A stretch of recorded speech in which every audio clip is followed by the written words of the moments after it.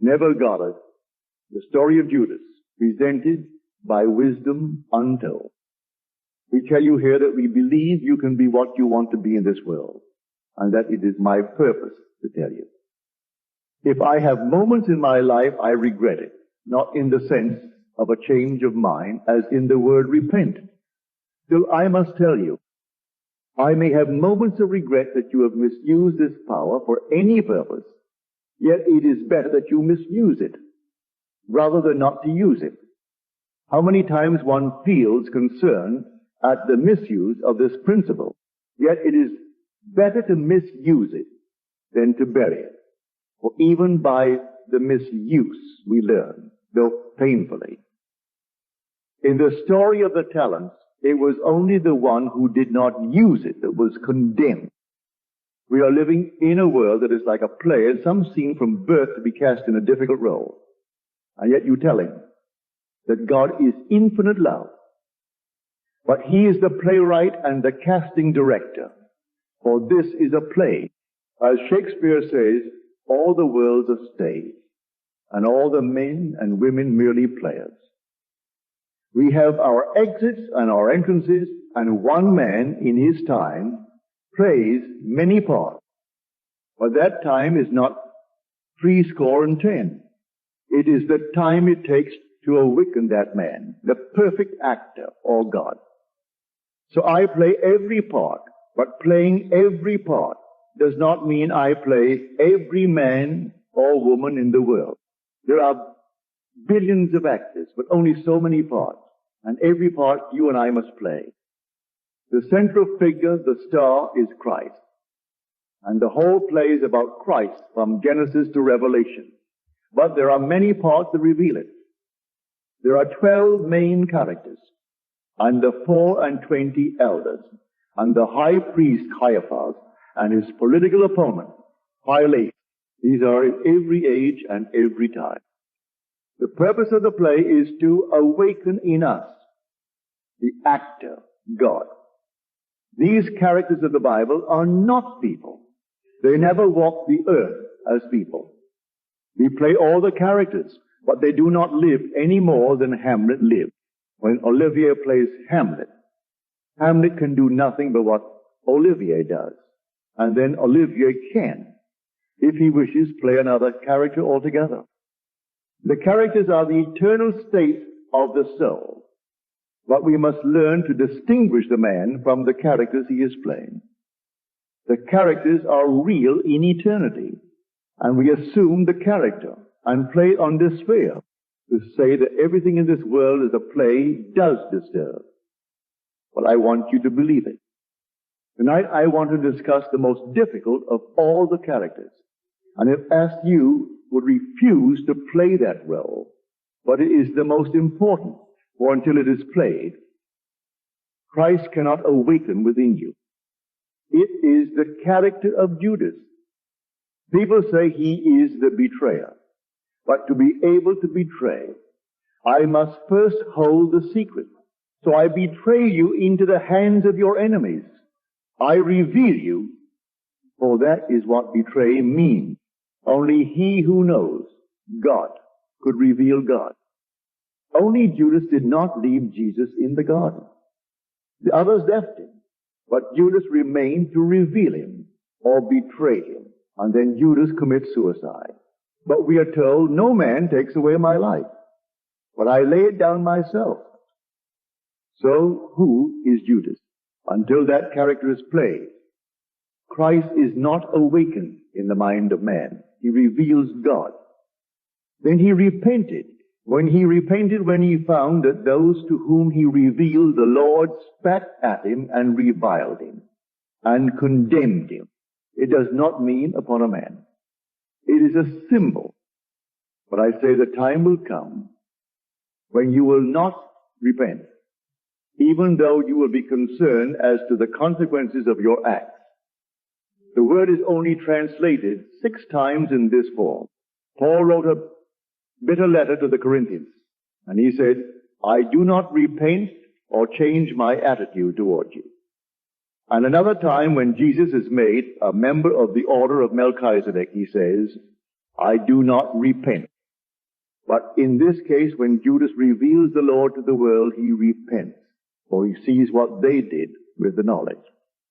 Not something done to a man, for Christ is invisible, for he is the Lord, and the Lord is spirit, and spirit is without form. You tell the world who he is, as man's invisible reality. And then when you see that they spit in his face figuratively, then you are concerned for the consequences of your betrayal of the identity of God. Judas is not a man any more than Christ is a man. Christ is the invisible reality, and all the others are states, and we move into states. But when you are cast in the role of Judas, you are at the end of the play, and the play is over. You betray the identity of the creative power of the universe, and then you commit suicide. You hang yourself upon a tree. As he betrays him, he becomes the very being that he betrayed. Now Judas comes from the same form as the word Judah. It means the hand. It is the first symbol in the name of God, or the Hebrew symbol Yod, the hand of worship, the hand of the Creator.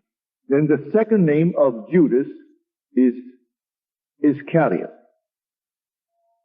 Is means man. Cariot means to lay timber, or the carpenter. So Judas betrays the Lord, for no one knew him, but Judas tells them, when I kiss him, you will know him. And yet Jesus had said to them, I have been with you 3 years, and you do not know me. The others ran when he was arrested, but the one who knew him kissed him and said, do not let him go. And that is your imagination, for that is Christ. There is no other. Christ in man is man's own wonderful human imagination. And with Christ, all things are possible. So you can take this revelation and go out and be anything you want to be. If using this power I go out and take advantage of another, it means my misuse of what I have just heard. But the one who tells you and then sees what you do with it often repents. So the story is told you that they spat on him, not a man. For who can spit on imagination, not knowing there is no other? We are all one. This is spitting on Christ or putting stripes upon him. Not on his body, for he is invisible. For my Father is spirit, and spirit is invisible. So the most difficult to play is that of Judas, or the betrayer. And if the playwright were casting the play, no one would volunteer to play it. But one has to go out and betray God by telling his identity. And to the degree that you can do it, you will prove it by the behavior of those to whom you tell it. For all the characters of the Bible are true as states, and they live forever. God sends his sons through these characters as actors, that at the end of time, he may awaken these actors as himself. You are infinitely greater than any character in the Bible, for they are states. But there is another one that is not a state, and that is Christ. And he is being awakened in you. Christ is God, and he is awakening in every being in the world. He has prepared a play to awaken every child born of woman. And to create, like his Father, he has to go through every experience. And they're all written in the Bible. So there are the 12, and the 4, and 20. And there is always the political power, and the religious power, and the wise men, called the Sadducees, and those who conform to that which they think will make them important in the eyes of men, the Pharisees. Then there are those who have mechanical talents. You can take from the inspired works of a Shakespeare or a Blake and write many books. But they could not write one thought that is original. And they are the scribes. Then there is a multitude who hail the hero today and then stone him the next. So the 11 could not commit suicide, or in other words, let go of everything they had ever heard regarding causation. That is everything that you previously thought you must let go of and die to and live only to the Christ. And so you read the statement of Paul that he comes to teach only one thing, and he got it from Revelation. It is true. It comes by a vision. But then the Sadducees will laugh at you. We have this now in our midst as they talk about evolution. And the world has accepted it.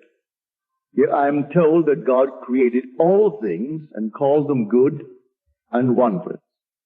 All were distinct acts of creation. I have nothing to do with anything less than man. But everything less than man only bears witness to what I am. I did not evolve through all the animals. That is true only as related to human affairs. I see it move from the canoe to the ocean liner, from the plow to the tractor, from the cave to the palace. Evolution is only in the affairs of men. The bird builds its nest as it first built it, and it is fixed and perfect. But the things of form evolve. But this is not man, this body. This is only the mask. I am all imagination, and I wear this mask until I go through all the parts. And then I am he. For the purpose of the play is to awaken us.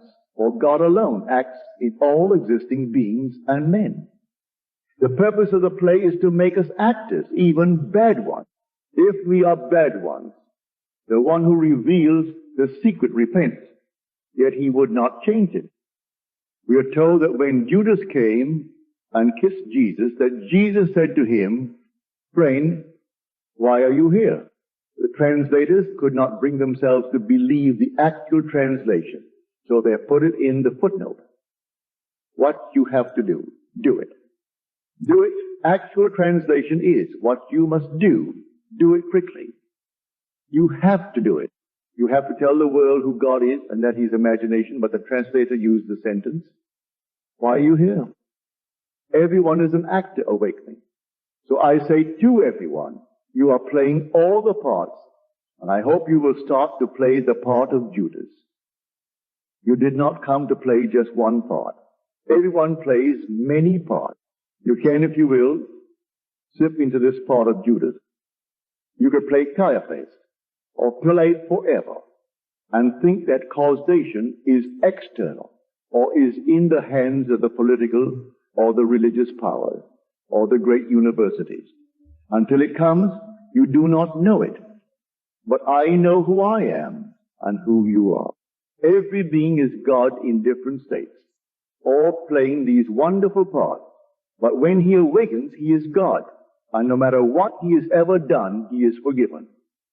When he awakes, he is white as snow, no matter how scarlet things were. I ask you to take this revelation of God, who is your own wonderful human imagination. That is what Judas tells you. And I am playing his part. He is not a man, but a state into which I have entered deliberately and consciously. For no one can betray God unless he knows the secret. We are told in Corinthians, who knows the thoughts of a man, but the spirit of man who dwells in him?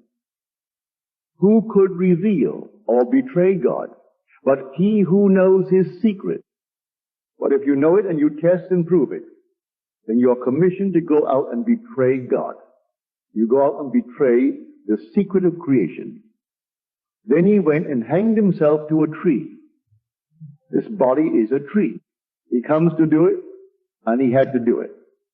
But then he stands aghast at the use to which they put this secret about which he came to tell.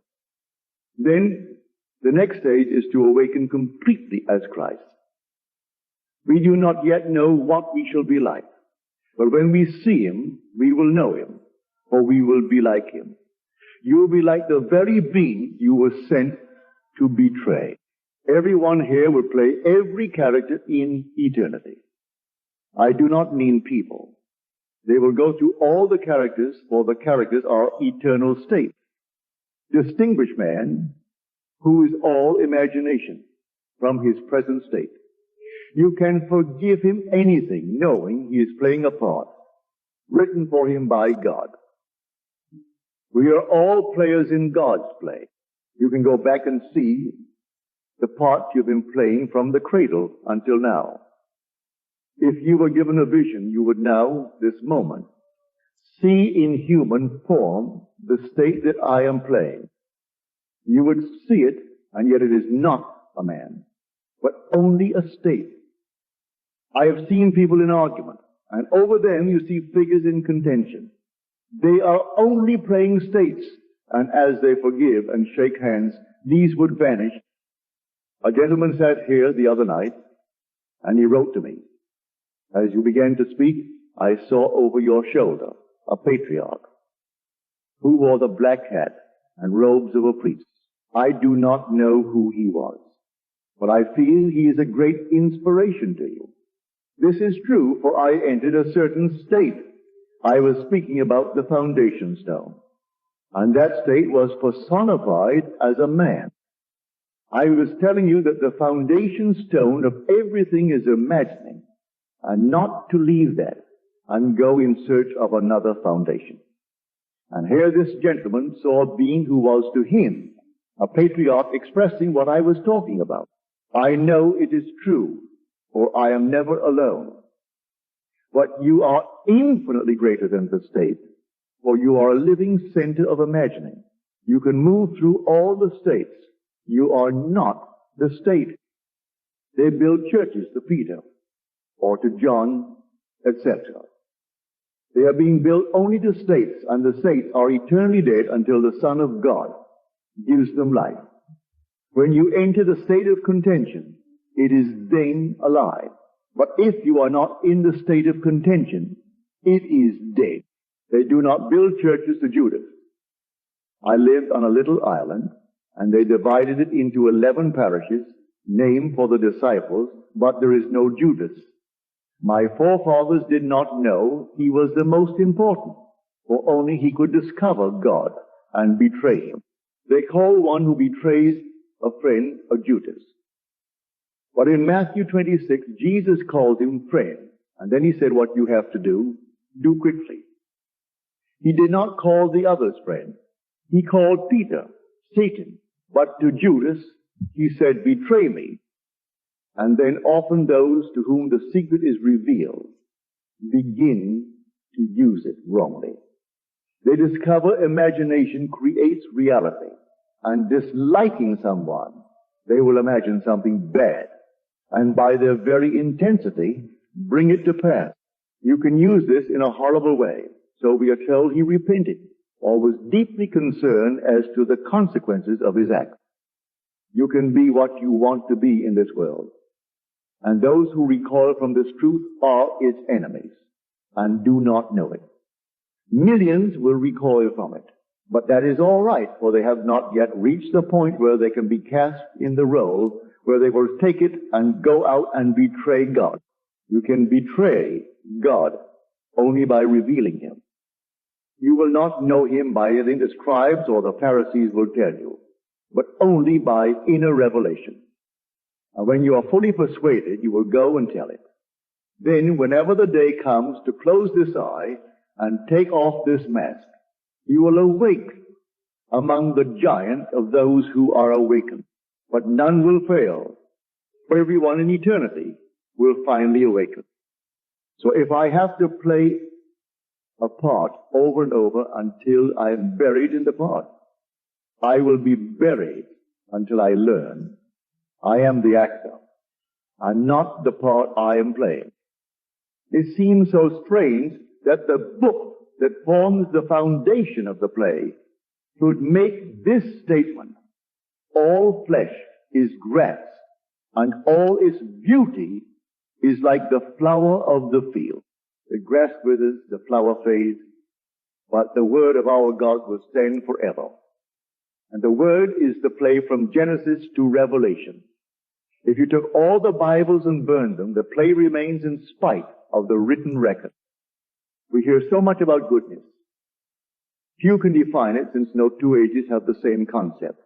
I do not teach you to be good, but to be creative in expressing this great talent. Do not bury it, even if in using it. You make mistakes. Prove it in your own life, and then go out and tell others. No priesthood could send you or have the power to send you out. No holy water will send you out. You are sent by God, and God is Spirit. So if you feel moved to do it, do not hesitate. And if you make mistakes and I hear them, I may feel for a moment that I wish you had not. But I will not really regret that I told you of the identity of God. Your human imagination is God and is one with that which sustains the universe. When you see it, you go out and betray or reveal it. Judas means hand, and that becomes the first letter of the name of the Creator.